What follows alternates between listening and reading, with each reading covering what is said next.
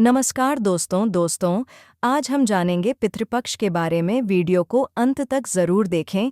अगर कथा पसंद आए तो लाइक, शेयर और सब्सक्राइब करना न भूलें। हिंदू धर्म में वर्ष भर में अनेक पर्व और उत्सव मनाए जाते हैं। कुछ पर्व देवताओं के लिए होते हैं, कुछ शक्ति उपासना के लिए, और कुछ विशेष काल ऐसे होते हैं जब हम अपने पूर्वजों, पितरों को स्मरण करते हैं। ऐसा ही एक पवित्र समय है पितृपक्ष। यह काल भाद्रपद पूर्णिमा से शुरू होकर आश्विन अमावस्या तक चलता है। इसे श्राद्ध पक्ष भी कहा जाता है। इस पूरे समय में अपने पितरों का श्राद्ध, तर्पण और पिंडदान किया जाता है। पौराणिक कथाओं के अनुसार महाभारत के महान दानवीर कर्ण जब मृत्यु के बाद स्वर्गलोक पहुंचे तो वहां उन्हें सोने चांदी, हीरे मोती और बहुमूल्य रत्नों से सजे भोजन मिले।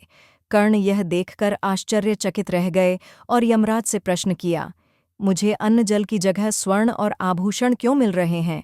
तब यमराज ने उत्तर दिया, हे कर्ण, तुमने जीवन भर दान किए, तुमने गाय, भूमि, धन और आभूषण दान किए, लेकिन तुमने कभी अपने पूर्वजों को जल और अन्न अर्पित नहीं किया। इसी कारण तुम्हें भोजन की जगह आभूषण मिल रहे हैं। कर्ण को अपनी गलती का एहसास हुआ। उन्होंने कहा, हे धर्मराज, मुझे क्षमा करें, मुझे अपने पितरों का श्राद्ध और तर्पण करने का अवसर दीजिए। तब यमराज ने कर्ण को 15 दिनों के लिए धरती पर वापस भेजा। कर्ण ने इन दिनों में अपने पितरों का श्राद्ध, तर्पण और पिंडदान किया।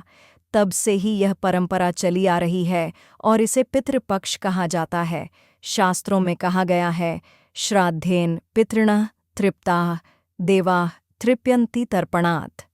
अर्थात जब हम अपने पितरों को श्राद्ध और तर्पण से तृप्त करते हैं तो देवता भी प्रसन्न होते हैं और हमें आशीर्वाद देते हैं। पितृपक्ष में यह विश्वास है कि हमारे पितर धरती पर आते हैं और अपने वंशजों के घर आंगन में रहते हैं। यदि इस समय उनका श्राद्ध और तर्पण किया जाए तो वे प्रसन्न होकर आशीर्वाद देते हैं।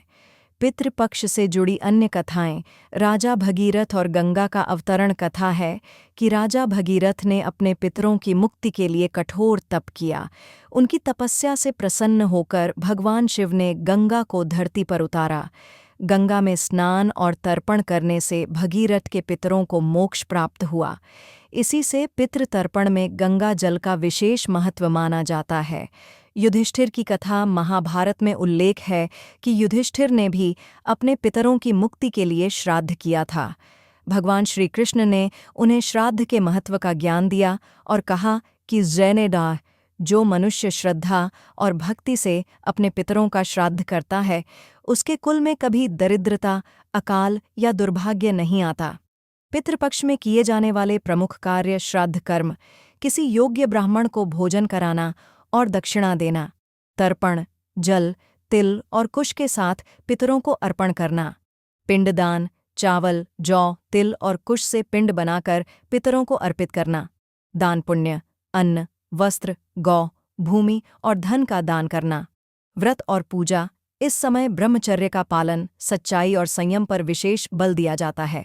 पितृपक्ष की मान्यताएं इस समय कोई नया शुभ कार्य जैसे विवाह, गृह प्रवेश, मुंडन आदि नहीं किया जाता। पितृपक्ष में पितर अपने वंशजों के घर आते हैं। यदि श्राद्ध न किया जाए तो पितर नाराज होकर वंशजों को कष्ट भी दे सकते हैं। पितृपक्ष में की गई पूजा, दान और तर्पण का फल सामान्य दिनों से कई गुना अधिक मिलता है। पितृपक्ष का गहरा संदेश, पितृपक्ष केवल कर्मकांड नहीं है, बल्कि यह हमें अपनी जड़ों से जोड़ने का पर्व है। हम अपने पूर्वजों को याद करते हैं, उन्हें अन्न और जल अर्पित करके यह जताते हैं कि हम आज जो कुछ भी हैं वह आपकी ही देन है।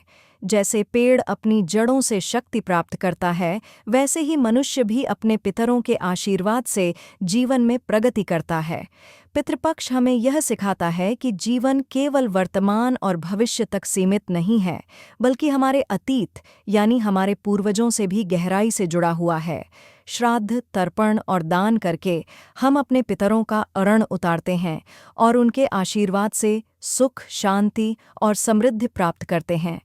इसलिए हर सनातनी के लिए यह कर्तव्य है कि पितृपक्ष में श्रद्धा और भक्ति से अपने पितरों का श्राद्ध अवश्य करें।